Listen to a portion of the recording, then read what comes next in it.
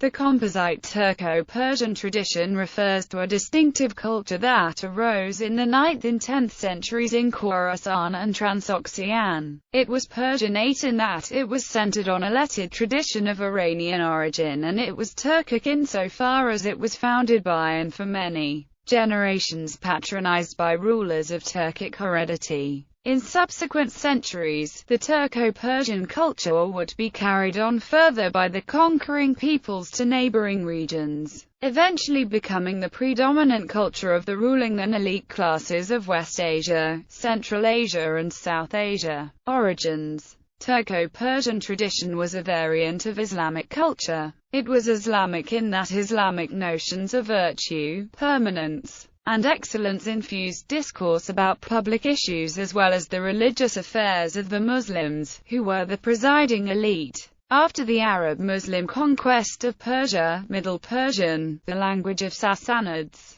continued in wide use well into the Second Islamic century as a medium of administration in the eastern lands of the Caliphate. Despite Arabization of public affairs, the peoples retained much of their pre-Islamic outlook and way of life, adjusted to fit the demands of the Islamic religion. Towards the end of the First Islamic century, population began resenting the cost of sustaining the Arab caliphs, the Umayyads, who become oppressive and corrupt, and in the Second Islamic century, a generally Persian-led uprising, led by the Iranian national hero Abu Muslim Khorasani, brought another Arab clan, the Abbasids, to the caliphal throne. Under the Abbasids, the Persianate customs of their Barmakid viziers became the style of the ruling elite. Politically, the Abbasids soon started losing their control, causing two major and lasting consequences. First, the Abbasid Caliph al-Mu'tasim greatly increased the presence of Turkic mercenaries and Mamluk slaves in the Caliphate, and they eventually displaced Arabs and Persians from the military, and therefore from the political hegemony, starting an era of Turko-Persian symbiosis. Second, the governors in Khorasan, Tahirids, were factually independent. Then the Saffarids from Sistan freed the eastern lands,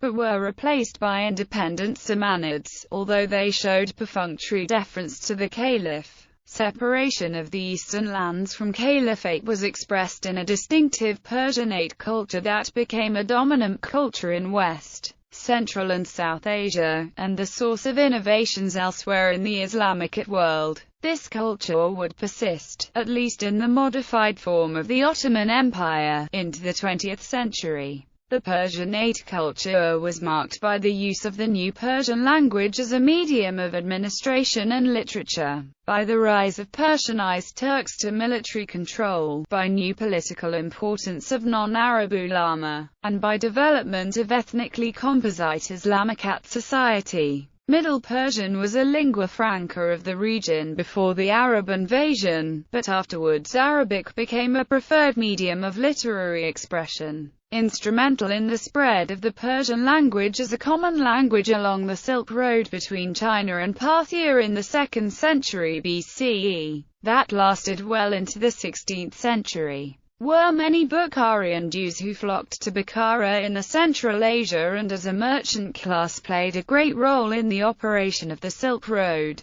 In the 9th century emerged a new Persian language as the idiom of administration and literature. Tahirids and Saffarids continued using Persian as an informal language, although for them Arabic was the only proper language for recording anything worthwhile, from poetry to science. But the Samanids made Persian a language of learning and formal discourse. The language that appeared in the 9th and 10th centuries was a new form of Persian, based on the Middle Persian of pre-Islamic times, but enriched by ample Arabic vocabulary and written in Arabic script. The Samanids began recording their court affairs in Arabic and in this language, and they used it as the main public idiom. The earliest great poetry in New Persian was written for the Samanid court. Samanids encouraged translation of religious works from Arabic into Persian. Even the learned authorities of Islam, the ulama, began using the Persian lingua franca in public, although they still used Arabic as a medium of scholarship.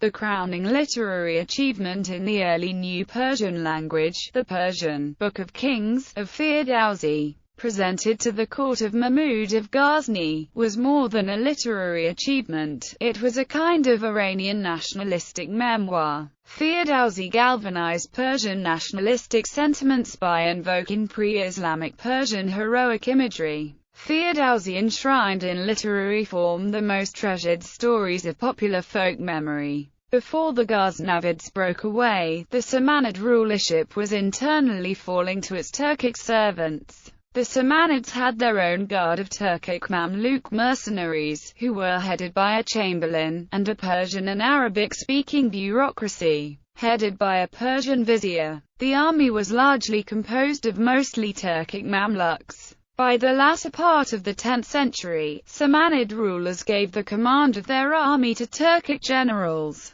These generals eventually had effective control over all Samanid affairs. The rise of Turks in Samanid times brought a loss of Samanid southern territories to one of their Mamluks, who were governing on their behalf. Mahmud of Ghazni ruled over southeastern extremities of Samanid territories from the city of Ghazni. Turkic political ascendancy in the Samanid period in the 10th and 11th centuries resulted in the fall of Samanid ruling institution to its Turkic generals, and in a rise of Turkic pastoralists in the countryside. The Ghaznavids founded empire which became the most powerful in the east since Abbasid caliphs at their peak, and the capital at Ghazni became second only to Baghdad in cultural elegance. It attracted many scholars and artists of the Islamic world. Turkic ascendance to power in the Samanid court brought Turks as the main patrons of Persianate culture, and as they subjugated Western and Southern Asia, they brought along this culture.